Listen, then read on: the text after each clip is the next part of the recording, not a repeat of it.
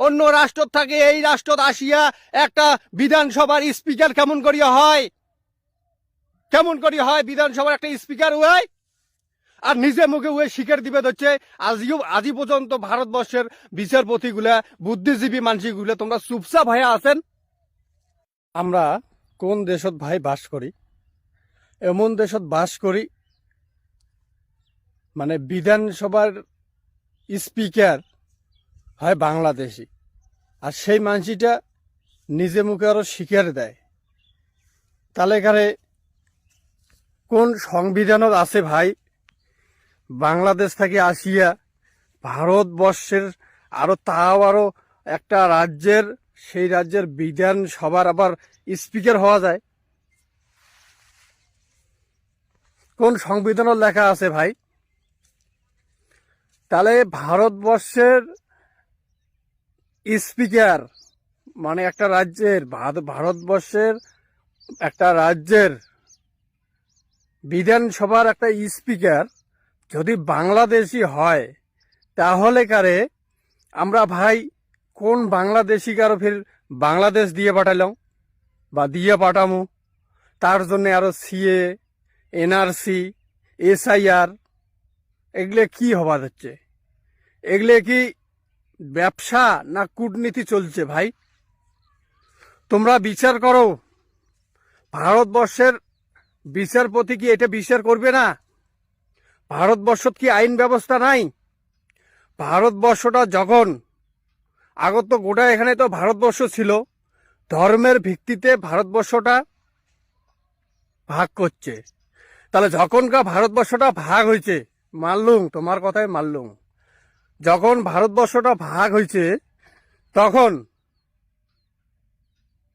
ওই সংবিধান একটা তৈরি হয়েছে। আর ওই সংবিধানত কি লেখা আছে রে ভাই, ওই বাংলাদেশ থেকে আসিয়া মানে অন্য রাষ্ট্র থেকে আসিয়া আমার এই রাষ্ট্র বিধানসভার স্পিকার হবে। আর বিধানসভার স্পিকার হয়া ও নিজে মুখে স্বীকার করিবার লাগছে মই বাংলাদেশ থেকে মই পালিয়ে আসছং। তা এটি নিয়ে কোনো ভারতবর্ষ বিচার হবে না? হাই ভারতবাসী, সমস্ত ভারতবাসীকে এই কথাটা কবা ধরছং, এটা নিয়ে কোনো বিচার হবে না? একটা ভারতের বিধানসভার স্পিকার, সেই বিধানসভার স্পিকার ওয়ে বাংলাদেশি, তাহলে আমার ভারতবর্ষের মানুষই স্পিকার হওয়ার পাবে না? আমার ভারতবর্ষের মানুষের স্পিকার হওয়ার যোগ্যতা নাই? ভারতবর্ষটা আমার রাজা মহারাজা দিল শাসন করিয়া, আর ব্রিটিশ আমার মহারাজাক ভারতবর্ষের সম্রাট বানাবার চাইছে। আর তোমরা এলা কূটনীতি করিয়া মানে মহারাজাক আমাক ঠকিয়া তোমার দেশটাক ধর্মের ভিত্তিতে ভাগ করলেন, আর ভাগ করিয়া একটা তোমরা আইন বের করলেন। আর সেই আইনের হিসাবেও তো হয় না রে ভাই, অন্য রাষ্ট্র থাকে এই রাষ্ট্র আসিয়া একটা বিধানসভার স্পিকার কেমন করিয়া হয়, কেমন করিয়া হয় বিধানসভার একটা স্পিকার হয়। আর নিজে মুখে ওই স্বীকার দিবে হচ্ছে আজি পর্যন্ত ভারতবর্ষের বিচারপতিগুলা বুদ্ধিজীবী মানসিকগুলা তোমরা চুপচাপ হয়ে আছেন, চুপচাপ হয়ে আছেন। তাহলে এটা বিচার করার উচিত যে এসআইআর, যে এনআরসি, যে ধরনের ভারত সরকার যে পলিসি করিবার লাগছে, কি পলিসি করিবার লাগছে, যে টার্গেট করিবার লাগছে কায় রোহিঙ্গা, কায় অনুপ্রবেশকারী। আরে ভাই, যাই বিধানসভার স্পিকার তাই নিজের স্বীকারকারী নাকছে মুই অনুপ্রবেশকারী, মুই পালে আসছং, তার বিষয় নিয়ে অপরাধ তা বিচার হবে না? বিচার হবে না? ভারতবর্ষের সমস্ত বুদ্ধিজীবী মানসিগুলাক মুই উদ্দেশ্যে এই সমস্ত কথা কবা নাকছং। নাগরিক থাকে একদম বুদ্ধিজীবী মানসি। তোমরা এসআইআর করলেন, তোমার এসআইআর করবেন, তোমার এনআরসি করিবার লাগছেন, মানে বাংলাদেশক বেশি দেখিবার জন্য কায় বাংলাদেশি। তাহলে একটা বাংলাদেশ থেকে পালে আসছে, অন্য রাষ্ট্র থেকে পালে আসি আমেরিকার বিধানসভার স্পিকার, ওই স্পিকার জানে না স্পিকারটার কি কাজ? একটা বিধানসভার স্পিকারের কি কাজ, কি ক্ষমতা, তাহলে ওই যে বাংলাদেশ থেকে আসছে এটা নিয়ে বিচার হবে না?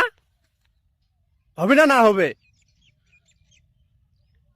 হবে না ভাই, হবে না। ভারতবর্ষের সমস্ত ভূমিপুত্র তোমরা জাগিয়ে ওঠো।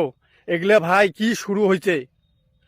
তার জন্যে সমস্ত ভারতের বুদ্ধিজীবী থাকে, নাগরিক, সমস্ত মানসিগুলাক মুই অনুরোধ করিবার লাগছ, অনুরোধ, যে মানসিটা নিজে মুখে স্বীকার কাটি রাখছে যে মুই বাংলাদেশ থেকে পালিয়ে আসছং, তার বিষয় নিয়ে খুব তাড়াতাড়ি তার বিষয় নিয়ে তার বিচার করুক।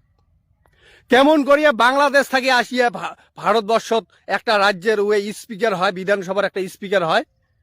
হ্যাঁ, কোন সংবিধানের লেখা আছে, কোন আইনের ধারায় লেখা আছে, কোন আইনের ধারায়, কোন রুলসের ধারায় ওই স্পিকার হয়েছে? এই বিষয় নিয়ে মুই আর এখন ভিডিও নিয়ে আসিম। তার জন্য এই ভিডিওটা শেয়ার করো, লাইক করো, কমেন্ট করো, আর যাই যাই ফলো করেন নাই ফলো করো। মুই সংবিধানের কিছু কিছু কথা নিয়ে আসিম।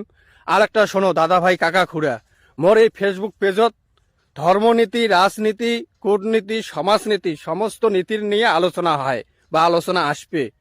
তার জন্যে সকাকে আমি অনুরোধ করিবার লাগছং, মোর এই ফেসবুক পেজটা টুক করে ফলো করে দাও। জয় শিবচণ্ডী, জয় শিবচণ্ডী, জয় মা ভবানী।